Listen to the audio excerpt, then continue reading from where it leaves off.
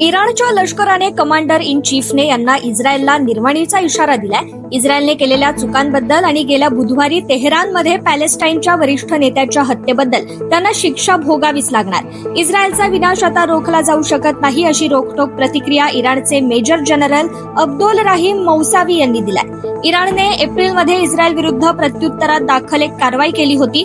आता यापुढे केले जाणारे हल्ले हे त्यापेक्षाही अधिक गंभीर आणि मोठ्या स्वरूपाचे असतील असंही त्यांनी ठणकावून सांगितलंय. शेख हसीना यांच्या राजीनाम्यानंतर आणि देश सोडल्यानंतर ही बांगलादेशमध्ये हिंसाचार सुरूच आहे. या सर्व परिस्थितीबाबत सोशल मीडियावर एका हिंदू मुलीचं पत्र व्हायरल होत आहे. तिने भारताकडे मदत मागितली आहे. बांगलादेशातील 12वीत शिकणाऱ्या एका हिंदू विद्यार्थिनीने हे पत्र लिहिलंय. स्पुतनिक इंडियाने हे पत्र शेअर केलंय, ज्यामध्ये ती मुलगी भारत सरकारकडे मदतीची मागणी करतेय. बांगलादेशातील शूर मुलांच्या प्रयत्नांमुळे आपला देश मुक्त झालाय असे उद्गार माजी पंतप्रधान आणि बांगलादेश नॅशनलिस्ट पार्टीच्या प्रमुख खालिदा जिया यांनी बुधवारी काढले. त्यांची कारावासातून मंगळवारी सुटका करण्यात आली होती. अशक्य ते शक्य करून दाखवल्याबद्दल बांगलादेशच्या जनतेचं मी अभिनंदन करते. संताप सुडाद्वारे नव्हे तर शांतता प्रेम यांच्या माध्यमातूनच बांगलादेशची पुनर्भरणी करता येईल असंही त्यांनी सांगितलंय. ब्रिटनचे परराष्ट्र सचिव डेव्हिड लॅमी यांनी गुरुवारी भारताचे परराष्ट्र मंत्री एस जयशंकर यांना फोन केला आणि बांगलादेश आणि पश्चिम आशियातील उलगडलेल्या परिस्थितीवर चर्चा केली. त्यांच्या मते माजी पंतप्रधान शेख हसीना यांनी राजीनामा देऊन भारतात पळून गेल्यानंतर युके आश्रय योजनेच्या अयशस्वी झाल्याच्या पार्श्वभूमीवर आली. एक्सवर पोस्ट शेअर करत त्यांनी ही माहिती दिली आहे. बांगलादेश सध्या गंभीर संकटातून जातोय. बांगलादेशात निर्माण झालेल्या हिंसाचारामुळे संपूर्ण देशात अराजकता निर्माण झाली आहे. यामुळे त्या देशातील पंतप्रधान शेख हसीना यांना राजीनामा देऊन देश सोडावा लागला. या परिस्थितीनंतर देशातील वस्त्रोद्योगाचे चांगभलं होणार आहे. गेल्या 2 दिवसांपासून शेअर बाजारात टेक्स्टाईल कंपन्यांच्या शेअरमध्ये चांगलीच वाढ दिसतीये. मुकेश अंबानी यांची कंपनी आलोक इंडस्ट्रीज लिमिटेडचे शेअर खरेदीसाठी गुंतवणूकदारांची चढाओढ लागली आहे. यामुळे मंगळवारी आलोक इंडस्ट्रीजचे शेअर 6% वधारले होते. त्यानंतर काल सुद्धा या कंपनीच्या शेअरमध्ये 5% वाढ दिसत होती. केरळमध्ये नुकत्याच आलेल्या पुरामुळे मोठ्या प्रमाणात हानी झाली आहे. या पुरात अनेक नागरिक अडकून पडले होते. त्यांना या पुरातून बाहेर काढण्यासाठी प्रशासनाने बचाव कार्य राबवलं. दरम्यान अशाच एका बचाव कार्याचा व्हिडिओ सध्या सोशल मीडियावर व्हायरल होतोय. हा व्हिडिओ पाहून महिंद्रा ग्रुपचे प्रमुख आनंद महिंद्रा देखील आश्चर्यचकित झाले. या व्हिडिओमध्ये पूरग्रस्त भागात अडकलेल्या नागरिकांना बाहेर काढण्यासाठी काही तरुणांनी महिंद्रा थारचा वापर केला. या पाण्यात गाडी अर्धी बुडाली असतानाही भर पाण्यातून गाडी धाडसाने चालवत अनेकांना पुराच्या पाण्यातून बाहेर तरुणांनी काढले. नेटकऱ्यांनी या व्हिडिओवर प्रतिक्रिया दिल्या. तसेच आनंद महिंद्रा यांनी हा व्हिडिओ एक्स पोस्टवर मुलांच्या धाडसाचं कौतुक केलंय. इस्रो यंदाच्या स्वातंत्र्य दिनाच्या निमित्ताने देशातील असंख्य नागरिकांना एक खास भेट देणार आहे. इस्रो येत्या काळात ऑब्झर्वेशन सॅटेलाइट म्हणजेच EOS 8 लॉन्च करणार आहे. श्रीहरिकोटा येथील सतीश धवन स्पेस सेंटरमधून हा उपग्रह लॉन्च होणार असून इस्रोच्या माहितीनुसार या सॅटेलाइटचं वजन 175.5 किलोग्रॅम असल्याचं सांगितलं जात आहे. इस्रोच्या या उपग्रहामुळे वातावरणाचं निरीक्षण, आपत्ती व्यवस्थापन आणि इतर तांत्रिक गोष्टींसंदर्भात महत्वाचं योगदान दिलं जाणार आहे. 15 ऑगस्टला सकाळी 9:17 हा उपग्रह अंतराळाच्या दिशेने झेपावणार आहे.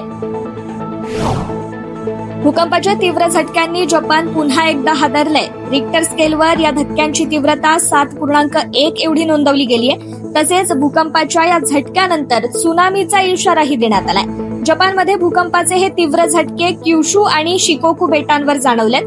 भूकंपासोबतच जपानमधील मियाजाकी, कोटी, इहिमे, कागोशिमा आणि आईता येथे त्सुनामीचा इशारा देण्यात आलाय. दरम्यान प्रशासनाकडून परिस्थितीवर बारीक नजर ठेवण्यात येतेय. तसेच मियाजाकी येथे समुद्रात रोजच्यापेक्षा अधिक उंचीच्या लाटा उसळताना दिसतायत. इंटरनॅशनल स्पेस स्टेशनवरून अंतराळवीरांना परत आणण्यासाठी नासा स्टारलायनर शिवाय इतर पर्यायांचा विचार करतोय. त्यामुळे सुनीता विल्यम्स आणि बुश विल्मोर यांच्या परत पृथ्वीवर येण्यासाठी आणखी काही महिने वाट पाहावी लागणार आहे. स्टारलायनर अंतराळवीर सुनीता विल्यम्स आणि बुश विल्मोर यांना अंतराळातून परत आणण्यासाठी सर्व पर्यायांचा विचार केला जातोय. नासाने विचारात घेतलेल्या पर्यायांपैकी एक म्हणजे फेब्रुवारी 2025 पर्यंत या दोघांना अवकाशातून परत आणता येईल. हा पर्याय अंमलात आणण्यास नासा स्टारलाइनर वापरण्याऐवजी एलन मस्क यांच्या स्पेसएक्स द्वारे या दोघांना परत आणेल असं नासाच्या एका अधिकाऱ्यांनी सांगितलंय. अमेरिकन नेत्यांच्या हत्येचा कट रचल्याच्या आरोपावरून एका पाकिस्तानी व्यक्तीला अटक करण्यात आली आहे. आसिफ मर्चंटने इराणच्या रिव्हॉल्युशनरी गार्ड्सचे सर्वोच्च कमांडर कासिम सुलेमानी यांच्या हत्येचा बदला घेण्यासाठी अमेरिकन नेत्यांच्या हत्येचा कट रचला होता. न्यायालयाच्या कागदपत्रांमध्ये हा अयशस्वी कट कोणाच्या हत्येचा रचला गेला याचा उल्लेख नाहीये, परंतु अमेरिकन अधिकारी याचा संबंध ट्रम्प यांच्याशी जोडतायत. अमेरिकेने डोनाल्ड ट्रम्प आणि इतर अधिकाऱ्यांची सुरक्षा वाढवली आहे. इस्रायल आणि हमास यांच्यात सुरू असलेल्या युद्धाचे पडसाद आता वेगवेगळ्या देशात उमटू लागलेत. बर्लिनमध्ये सुरू असलेल्या आंदोलनात एका महिलेने फिलिस्तीनच्या समर्थनार्थ घोषणाबाजी केली आहे. यावरून या महिलेला कोर्टाने 600 युरो म्हणजेच जवळपास 60,000 रुपयांचा दंड ठोठावलाय. एवा एम असं या 22 वर्षीय महिलेचं नाव आहे. एवाच्या वकिलांनी न्यायालयाच्या या निर्णयाला फ्रीडम ऑफ एक्सप्रेशनसाठी ब्लॅक डे म्हटलंय. ब्रिटनमध्ये 3 मुलींच्या हत्येनंतर हिंसाचार उसळलाय. संपूर्ण ब्रिटनमध्ये या हत्येचे पडसाद उमटले. ब्रिटनमधील हिंसाचार रोखण्यासाठी ब्रिटिश सरकारने वेगवेगळ्या ठिकाणी 6,000 पोलीस अधिकारी तैनात केलेत. ब्रिटनचे पंतप्रधान कीर स्टारमर यांनी मंत्री आणि पोलीस अधिकाऱ्यांसोबत एक तातडीची बैठक घेऊन हिंसाचार रोखण्याचे आदेश दिलेत.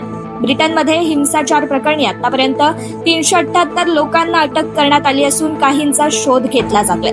दक्षिण इंग्लंडच्या प्लायमाउथमध्ये दंगेखोरांनी केलेल्या हल्ल्यात काही पोलीस जखमी झालेत. आयर्लंडच्या बेलफास्टमध्येही एका विदेशी नागरिकाच्या दुकानाला आग लावण्याचा प्रयत्न केला गेलाय. यात 1 जण गंभीर जखमी झालाय. बंगळुरूमध्ये आता रात्री 1 वाजेपर्यंत रेस्टॉरंट, बार, हॉटेल आणि क्लब सुरू ठेवले जाणार आहेत. कर्नाटक सरकारने हा निर्णय जारी केलाय. बंगळुरू महापालिका अंतर्गत येणारे शहरातील सर्व बार्स, क्लब आणि हॉटेल्स रात्री 1 वाजेपर्यंत सुरू ठेवले जाणार आहेत. कर्नाटक सरकारने नाईट लाईफचा वेळ वाढवण्यास मंजुरी दिली आहे. शहरात आता सकाळी 10 ते रात्री 1 वाजेपर्यंत बार उघडे राहतील. याआधी केवळ हॉटेल, बार आणि क्लब रात्री 11 वाजेपर्यंत उघडे ठेवण्याची परवानगी होती. पॅरिस ऑलिम्पिकमध्ये भारताला एका पाठोपाठ एक असे अनेक धक्के मिळाले. महाराष्ट्राचा मराठमोळा पठ्या अविनाश साबळे याला काल झालेल्या पुरुषांच्या 3000 मीटर स्टीपलचेस शर्यतीत 11व्या स्थानी समाधान मानावं लागलंय. शर्यतीत अविनाश साबळेने 8 मिनिटं आणि 14.18 सेकंदाची वेळ दिली.